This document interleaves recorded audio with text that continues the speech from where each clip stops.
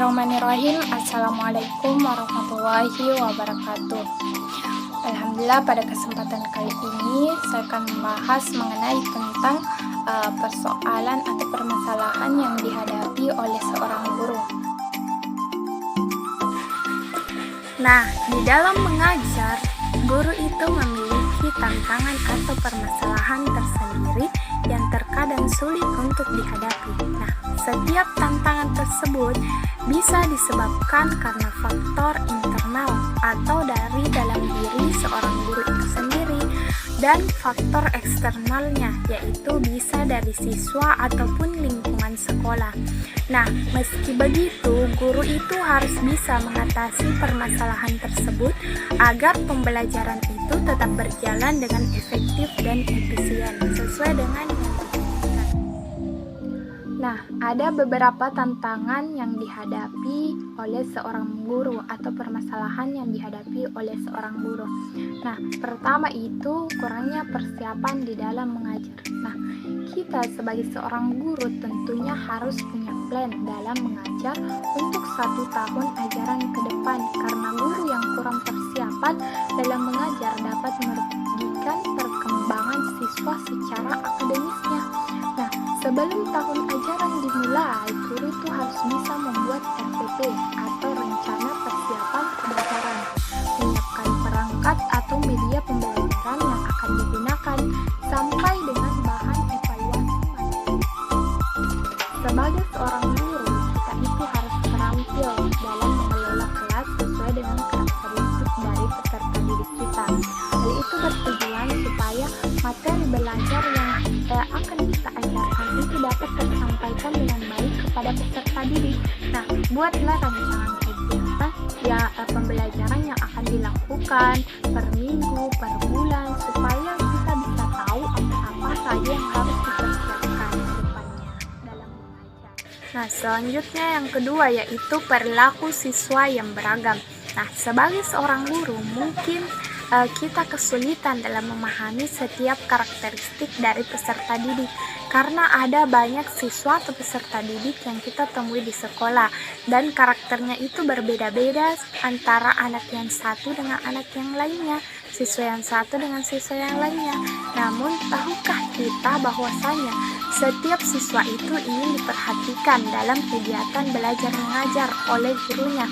Siswa itu akan merasa senang ketika dia diberikan pujian dan perhatian oleh gurunya, tetapi kebanyakan guru itu sering lupa untuk memberikan pujian dan mengabaikan perkembangan kepribadian siswa itu saat mereka sedang berbuat baik, tidak melakukan masalah, dan meraih pencapaian. Nah, sebagai seorang guru itu kita harus melihat siswa yang kurang baik juga di kelas, seperti siswa yang kurang tidur, ribut, ataupun tidak memperhatikan penjelasan dari seorang guru atau pendidik.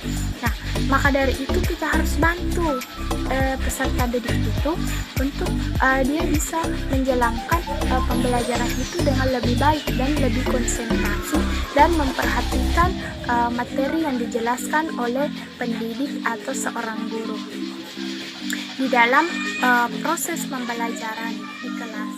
Yang ketiga yaitu kita harus bantu menemukan minat dan bakat dari seorang siswa atau peserta didik. Nah, sebagai seorang guru kita harus membantu siswa kita dalam menemukan bakat, minat maupun potensi yang ada dalam dirinya.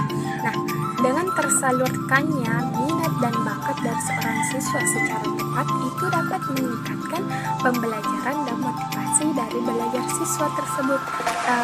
Lalu sebaliknya, jika tidak dikelola dengan tepat, akan menimbulkan masalah bagi siswa, guru, bahkan sekolah. Nah, kalau minat dan bakat siswa itu terpendam dan tidak tersalurkan, umumnya siswa itu akan menjadi agresif, melawan, dan suka melanggar tata tertib dan peraturan di sekolah.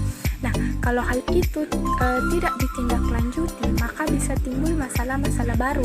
Mereka itu harus menemukan, maka dari itu kita harus membantu peserta didik kita untuk menemukan minat dan bakat mereka, supaya tidak terjadi masalah-masalah yang tidak diinginkan.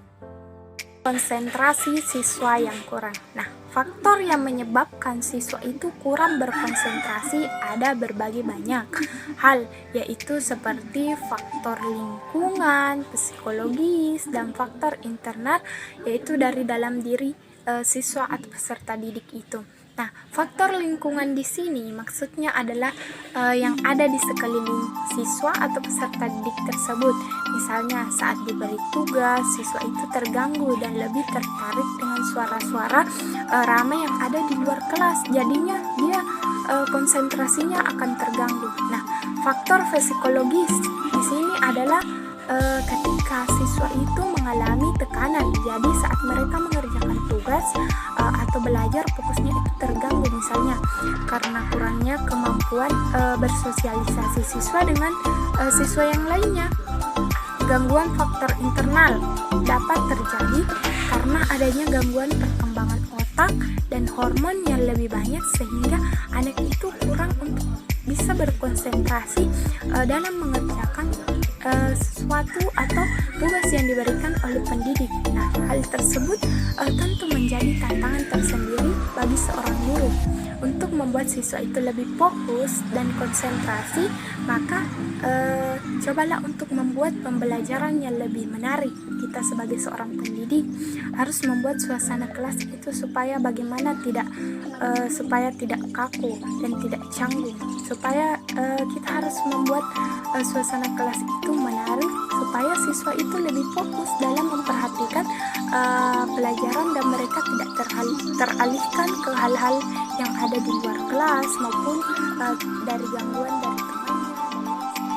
Itu kurang menjadi contoh. Guru di sekolah itu adalah panutan dan orang tua kedua bagi siswa atau peserta didik, karena siswa itu adalah peniru yang handal. Untuk guru, kita jangan melakukan tindakan yang kurang tepat di depan siswa.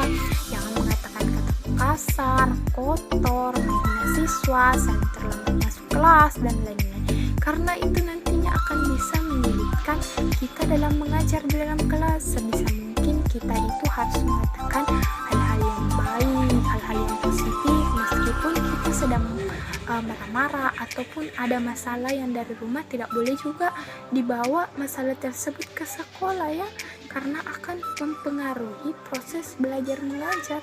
Karena kita sebagai seorang guru harus bijak dalam mengambil suatu keputusan dan dalam menyelesaikan suatu permasalahan yang kita hadapi, supaya siswa itu akan lebih mudah dalam